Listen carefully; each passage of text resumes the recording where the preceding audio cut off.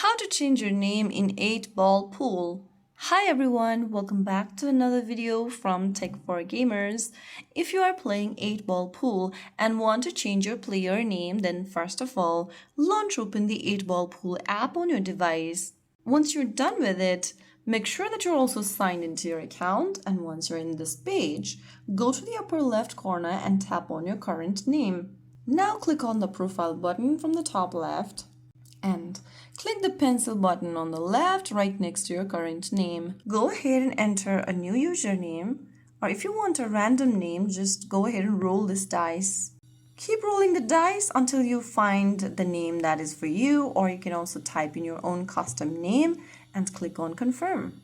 The first name change once you sign up for the account is free. If you try to change it again, it will cost you some time and some currencies. So that's how you change your name in 8-Ball Pool. If you found the video helpful, don't forget to like, share, and subscribe to our channel. I will be back again in the next video. Thank you for watching.